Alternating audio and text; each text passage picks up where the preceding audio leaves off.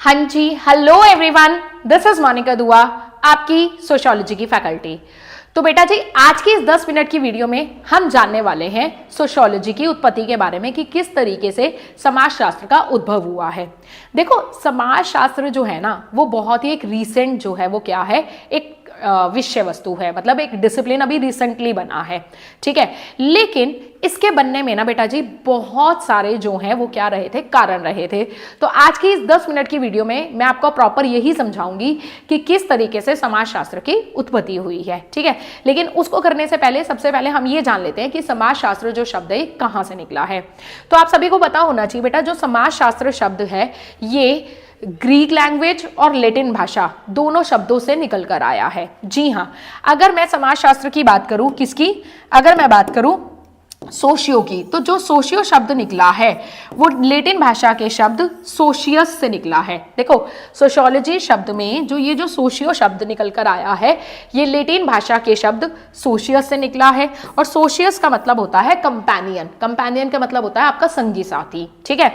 और जो लोजी शब्द है ये ग्रीक भाषा के शब्द लोगोस से निकला है, और लोगोस का मतलब होता है अध्ययन। यानी समाजशास्त्र के अंतर्गत आप जो है अपने संगी साथी का अध्ययन करते हैं। संगी साथी मतलब आपका समाज। तो बेसिकली समाजशास्त्र के अंतर्गत जो है आप जो है वो किसका अध्ययन करते हैं, सामाजिक संरचनाओं का, ठीक है, किनशिप का, मैरिज का, रीति रिवाजों का, ठीक है, गांव का, कम्युनिटीज का, संस्थाओं का, इन सब का आप क्या करते हैं, अध्ययन करते हैं।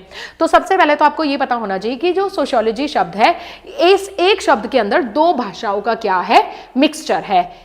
इसी वजह से स्टुअर्ट मिल ने सोशियोलॉजी को, समाजशास्त्र को दो भाषाओं की अवैध संतान बोला है। वेरी वेरी इंपॉर्टेंट, ध्यान रखिएगा, आपसे पूछा भी जाता है दो भाषाओं की अवैध संतान, ठीक है। अवैध संतान सोशियोलॉजी को किसने बोला है, किसने बोला है, स्टुअर्ट मिल ने बोला है। किसने बोला है, स्टुअर्ट मिल ने बोला है। क्यों बोला है, क्योंकि इसमें दो भाषाओं का संगम, मिक्सचर आपको देखने को मिलता है। अगर मैं बात करूं इसके प्रमुख विचारक तो ऑगस्ट कॉम्टे, जिन्हें समाजशास्त्र का क्या बोला जाता है, जनक भी बोला जाता है, ठीक है, जिन्हें क्या बोला जाता है, समाज शास्त्र का जनक भी बोला जाता है। तो इन्होंने बोला है कि जो समाजशास्त्र है उसमें आप समाज का वैज्ञानिक अध्ययन करते हो, वैज्ञानिक, साइंटिफिक, ठीक है, वैज्ञानिक अध्ययन करते हो। मैक्स वेबर जी बोलते हैं कि इस समाजशास्त्र के अंतर्गत आप समाज की व्याख्यात्मक, मतलब व्याख्या करना, इंटरप्रिटेशन, व्याख्यात्मक समझ से संबंधित है, ठीक है। और इसी तरीके से इमाइल दुर्खिम की अगर हमें बात करूं तो वो समाजशास्त्र को सामाजिक तथ्यों का विज्ञान बोलते हैं, ठीक है। क्या बोलते हैं, सामाजिक तथ्यों का विज्ञान बोलते हैं। तो जब भी इन सोशियोलॉजिस्ट की डेफिनेशन आए तो आप इनके कीवर्ड्स को ध्यान रखना। जैसे इनका कीवर्ड है वैज्ञानिक अध्ययन, इनका है व्याख्यात्मक समझ, और इनका है सामाजिक तथ्य का विज्ञान। यहां तक क्लियर है। अब अगर मैं आपको बात करती हूं किसकी, ठीक है, अब अगर मैं बात करती हूं इंकल्स ने, तो इंकल्स ने समाजशास्त्र की विषय वस्तुओं को 3 पार्ट में डिवाइड किया है, ठीक है। मतलब इंकल्स कहते हैं कि अगर आप समाजशास्त्र को समझना चाहते हो तो आप 3 तरीके से समझ सकते हो, जिसमें से पहला तरीका होता है ऐतिहासिक। ऐतिहासिक में आप ये समझने की कोशिश करते हो कि जो समाजशास्त्र के जनक थे, जो समाजशास्त्र के जो स्टार्टिंग में जो लेकर आए थे समाजशास्त्र, जैसे आपको सभी को पता है अगस्त कॉम्टे हैं, इमाइल दुर्खिम है, ठीक है, मैक्स वेबर हैं, तो कार्ल मार्क्स हैं। तो कह रहे जो भी आपके फाउंडिंग फादर्स थे वो समाजशास्त्र के बारे में क्या कहा करते थे। अगर आपको समाजशास्त्र को जानना है तो आप उनके विचारों को पढ़ो कि फाउंडिंग फादर समाजशास्त्र के बारे में क्या कहा करते थे। दूसरा तरीका है समाजशास्त्र को जानने का अनुभव। अनुभव का मतलब है कि जो अभी के समकालीन जो समाजशास्त्री हैं वो समाजशास्त्र के बारे में क्या पढ़ रहे हैं, क्या अध्ययन कर रहे हैं, क्या कथन कर रहे हैं, ठीक है। और तीसरा जो तरीका है दैट इज विश्लेषणात्मक। विश्लेषणात्मक का मतलब होता है समाजशास्त्र के कारणों का पता लगाना, ठीक है। इसमें आप क्या करते हो, कारणों की, लॉजिक्स की, रीजंस का क्या करते हो, आप पता लगाते हो, ठीक है। तो इंकल्स ने समाजशास्त्र की विषय वस्तुओं को 3 पार्ट में डिवाइड किया है। उसके बाद अगर मैं इसकी ओरिजिन की बात करूं तो देखो, इसकी ओरिजिन को समझने का सबसे बेस्ट जो तरीका है वो आप समझ सकते हो ये वाली स्लाइड, ये वाली सबसे बेस्ट तरीका है समाजशास्त्र के ओरिजिन को समझने का। सबसे अब ये जो है ना, इसको समझ के आपको समझ में आ जाएगा कि समाजशास्त्र का ओरिजिन कैसे हुआ है। देखो, आज से लगभग 2600 साल पहले, मेरी बात बिल्कुल ध्यान से सुनना, आज से लगभग 2600 साल पहले समाजशास्त्र का जन्म हुआ था यूरोप में। कैसे हुआ था, ध्यान से समझना। यूरोप में उस समय पर रोमन साम्राज्य हुआ करता था, ठीक है। तो उस समय पर आपने नाम सुना होगा प्लेटो का, आपने नाम सुना होगा सुकरात का, ठीक है।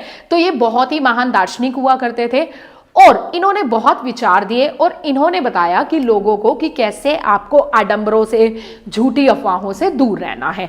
तो मतलब इनके विचारों की ना, रोमन साम्राज्य में जो सुकरात, अरस्तु वगैरह, प्लेटो वगैरह हुआ करते थे, तो इनकी पूजा हुआ करती थी। आप ये कह सकते हो इनके विचारों को बहुत माना जाता था। लेकिन जैसे जैसे समय बीतता गया, 5वीं 6वीं शताब्दी में, ठीक है, अंधकार का युग आ गया। अंधकार का युग कैसे आ गया? अंधकार का युग ऐसे आ गया कि लोग प्लेटो, सुकरात के विचारों को भूलने लग गए। कला का कोई विकास नहीं हुआ, हर चीज का क्या होने लग गया, पतन होने लग गया, यानी हर चीज में कमी आने लग गई, ठीक है। यानी लोग जो थे उनके विचारों को भूल गए, लोग आडंबरों में फंस गए, लोग अंधविश्वासों में फंस गए, ठीक है। तो इसे बोला गया अंधकार का युग, जो कि कब आया? 5वीं और 6वीं शताब्दी में। अब जब अंधकार का युग आता है, कहते हैं ना अंधेरे के बाद क्या होता है? सवेरा होता है। तो 1350 के समय के आसपास जो है पूरे यूरोप में पुनर्जागरण काल आया। पुनर्जागरण काल का मतलब होता है लोगों को जगाओ। कैसे जगाओ लोगों को? लोगों को अपनी संस्कृति में वापस लेकर आओ, लोगों के अंदर बौद्धिक, इंटेलेक्चुअल क्या करो? आंदोलन लेकर आओ। लोगों को समझाओ कि जो ये आप गलत अंधविश्वासों में, आडंबरों में फंस गए हो, आपको इनसे बाहर निकलना है, ठीक है। तो इसे पुनर्जागरण काल बोला गया। इसके बाद आया आपका प्रबोधन काल। प्रबोधन जो काल था बेटा, ये था तर्क का काल, ये था विज्ञान का काल, ठीक है। प्रबोधन जो काल था, ये कौन सा काल था? ये था तर्क का काल और ये था विज्ञान का काल। इस समय पर क्या था ना, पूरे यूरोप में राजाओं का सिस्टम हुआ करता था, ठीक है। राजाओं का सिस्टम में क्या होता था कि राजा हुआ करते थे, राजा निरंकुश होते थे, वो अपने जनता को कुछ अधिकार नहीं दिया करते थे, ठीक है। तो ये जो समय था, इस समय पर लोगों के अधिकारों के बारे में बात की गई। इस समय पर बहुत सारे दार्शनिकों ने बुक्स लिखी और उसमें बताया लोगों को कि यहां पर सत्ता जो है, शक्ति जो है, वो किसी एक के हाथ में नहीं होनी चाहिए, बल्कि शक्तियों का क्या होना चाहिए? विभाजन होना चाहिए। मतलब लोगों के विचारों को बदलाव करने की कोशिश की गई, लोगों के अंदर रीजन लाने की कोशिश की गई। समझ आ रही है बात? जिसे क्या बोला गया? प्रबोधन काल। इसी समय पर इंग्लैंड में होती है औद्योगिक क्रांति। क्या होती है? औद्योगिक क्रांति। अब जब औद्योगिक क्रांति हुई तो आप सभी को पता है शहरों में बड़ी बड़ी इंडस्ट्रीज एस्टैब्लिश हुई। तो जब इंडस्ट्रीज, उद्योग एस्टैब्लिश हुए तो लोग गांव से छोड़कर शहरों में आए कि हमें शहरों में जाकर रोजगार मिलेगा। तो शहर की व्यवस्था में, शहर के समाज में क्या आया? बदलाव आया। इसी समय पर अमेरिका में भी क्रांति हुई थी 1776 में, आप सभी को पता ही है ना। और इसी समय पर फ्रांस में भी क्रांति हुई थी 1789 में, है ना। तो इन सारी क्रांति, अब ये जो क्रांतियां हुई थी, इस क्रांतियों से भी समाज में आपको बहुत सारा परिवर्तन देखने को मिला। जैसे फ्रांसीसी क्रांति के बाद फ्रांस में प्रजातंत्र, डेमोक्रेसी, रिपब्लिक, गणतंत्र, इसकी बात की गई कि राजा के बाद राजा का बेटा राजा, ये चीजें नहीं होनी चाहिए, बल्कि जो सरकारें हैं वो आपस में सहमति से बननी चाहिए, है ना। तो ये सारी चीजें, बदलाव जो थे वो समाज में हुए, ठीक है। अब इन सभी बदलावों को उस समय पर यूरोप के फ्रांस में एक पर्सन था सेंट साइमन, उन्होंने इन सारे बदलावों को ऑब्जर्व किया। उन्होंने देखा कि कैसे यूनान, जब रोमन साम्राज्य हुआ करता था यूरोप में, तब कैसा समाज था, अंधकार के समय पर समाज में क्या परिवर्तन आए, उन्होंने ऑब्जर्व किया कि कैसे पुनर्जागरण काल में समाज में परिवर्तन आए, कैसे प्रबोधन काल में समाज में लोगों का दृष्टिकोण बदला, कैसे औद्योगिक क्रांति के बाद, अमेरिकन क्रांति के बाद, फ्रांसीसी क्रांति के बाद लोगों का दृष्टिकोण, नजरिया बदल गया। तो समाज के इन सारे परिवर्तनों को किसने ऑब्जर्व किया? सेंट साइमन जी ने ऑब्जर्व किया और उन्होंने बोला कि ये जो समाज में जितने भी परिवर्तन हुए हैं, इन परिवर्तनों की एक विषय वस्तु होनी चाहिए और इसको एक अलग विषय के रूप में वो जो है वो बनाना चाहते थे और वो नाम देना चाहते थे सोशल बायोलॉजी। क्या नाम देना चाहते थे? Social biology.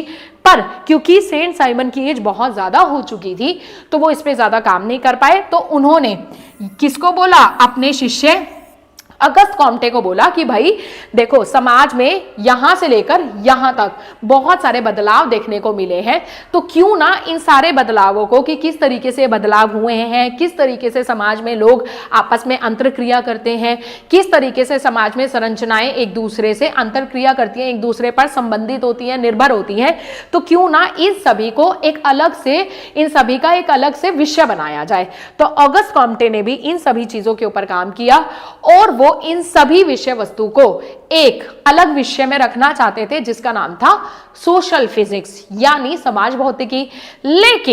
लेकिन अगस्त कॉम्टे ने पाया कि सोशल फिजिक्स वर्ड को ऑलरेडी कोई और यूज कर रहा था, तो अगस्त कॉम्टे जी ने 1838 में इन सारे विषय वस्तुओं को समाज शास्त्र नाम के एक अलग से विषय में रखा। मतलब ये जितने भी बदलाव हुए समाज में, लोगों ने कैसे आपस में अंतरक्रियाएं की, कैसे समाज में बदलाव आया, कैसे प्रथाओं में, रीतियों में, लोगों के दृष्टिकोणों में बदलाव आया, इन सारी विषय वस्तुओं को अगस्त कॉम्टे ने कौन से विषय के अंदर रखा? समाज शास्त्र के अंतर्गत रखा। और कब रखा? 1838 में। तो इस तरीके से समाज शास्त्र का क्या हुआ? उदय हुआ। तो आज की इस वीडियो के अंदर आपने जाना कि किस तरीके से रोमन साम्राज्य से लेकर यहां तक किस तरीके से समाज में बदलाव आया और किस तरीके से समाजशास्त्र का उद्भव हुआ है। तो आज की ये वीडियो अगर आपको अच्छी लगी हो, आपको लगा हो कि यस आपकी नॉलेज बड़ी है और आपके एग्जाम के लिए हेल्पफुल हुई है, तो प्लीज़ आप मुझे वीडियो को लाइक तो करना ही करना, साथ ही साथ वीडियो में आप एंड में कमेंट करके भी आप बताना कि आपको वीडियो कैसी लगी और आपको ऐसे कौन से टॉपिक्स पे ऐसी शॉर्ट वीडियो चाहिए। ठीक है, तो